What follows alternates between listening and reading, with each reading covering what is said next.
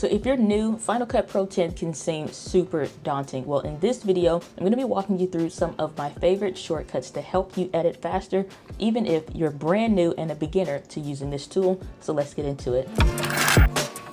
So if you're new to Final Cut Pro 10, it really is a professional editing software, and it can be as simple as you need it to be and as complex as you need it to be, because feature films are made here, but we're not getting into all of that. But I do want to show with you and share with you some of the quick keyboard shortcuts that you can use and apply yourself, so that as you're editing your own footage, it gets to be easier, not trying to remember every little thing, and edit and get through your clips much faster. So let's go over to Final Cut. So I've already brought in some footage that is the live stream that I recently did on my channel, and so it kind of is a little bit filled out. This essentially would be if you just dragged and dropped whatever video that you're getting ready to edit. So if you look on here, they have these 4 different things right next to index, and so if you hover over it, it'll say connect this selected clip to the primary storyline, and you can kind of see where it'll attach it. But this one, if you hit here, is telling you that that shortcut is Q.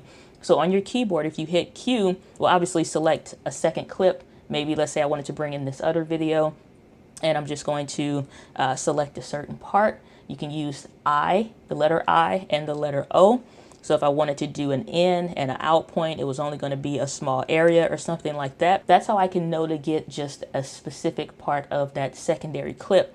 And now, instead of dragging and dropping and bringing that to the timeline like I normally would do, I can do this same kind of a function using the actual shortcut here. So again, if you ever need help remembering that, if you just hover over it on your mouse, Q will attach something to the storyline. So if we hit Q, then you'll see exactly where we are here. It'll bring stuff in. So that's super helpful and just a quick way to bring things in. So that's the first one. But let's say that you didn't actually want to add it on top. It needed to go in between where you have your playhead at, or this little line here. And so I want to select the actual clip, and then I want to go again, pick that specific section that I want.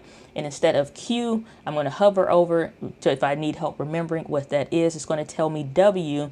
It's kind of, I like to think of it like wedge. It's going to wedge it in between there. So if I hit W, then it'll automatically add this specific clip that I wanted between exactly where my playhead was, instead of me having to create a cut or use the blade tool to slice it in half and then drag and drop it. So that is super helpful and helps you move a lot faster. So now let's take this same clip, and let's say instead of me adding it on top of or in the middle like a wedge, then I just really need to add it at the end of a clip.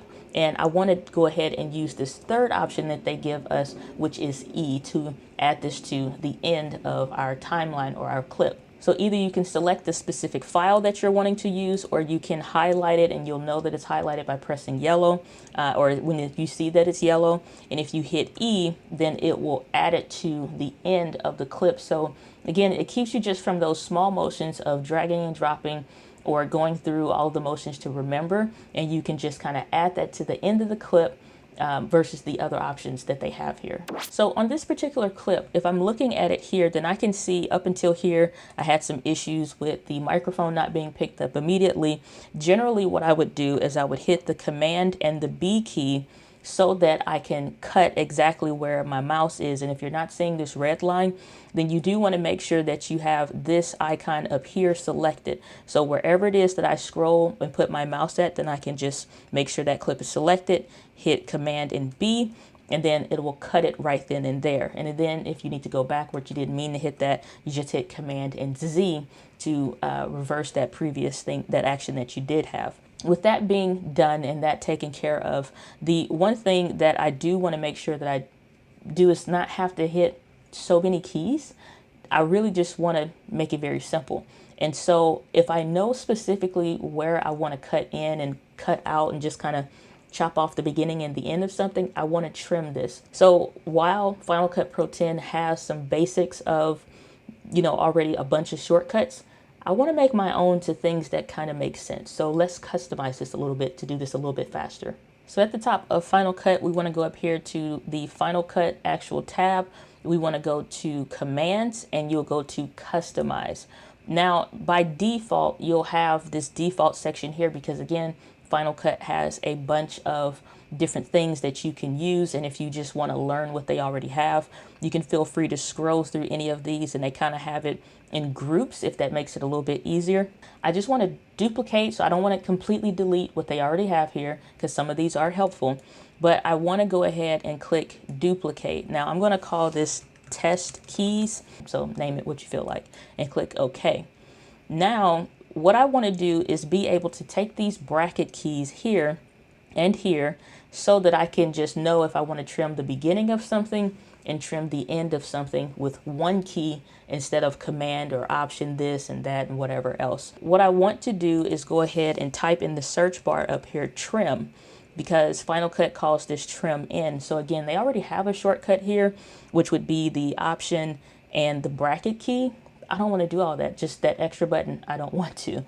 So what I do want to do though, I'm going to click on the button that I want to use, which is that left bracket.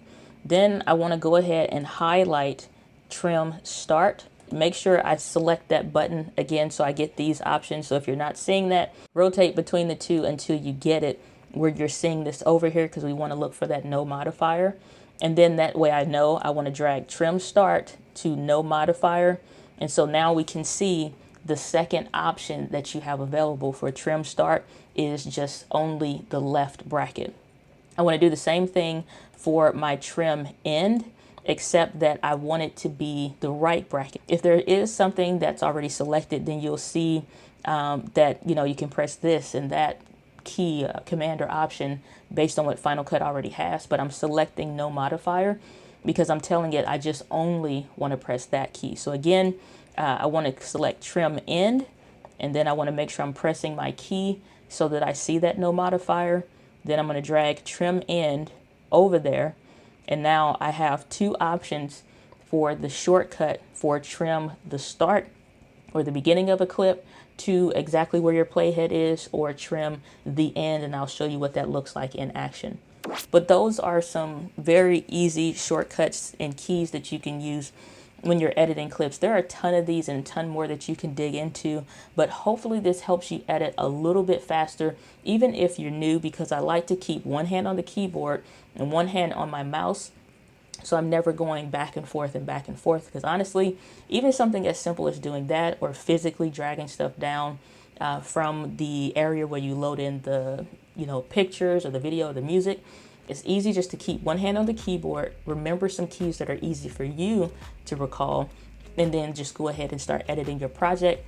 And then you can have where you can record, edit, and upload a video in the same day. So let me know what other Final Cut Pro tutorials you guys would be interested in, or what are you having difficulties learn, and I'd love to do a tutorial to help you out. But with that, guys, live with passion. I'll see you in the next video.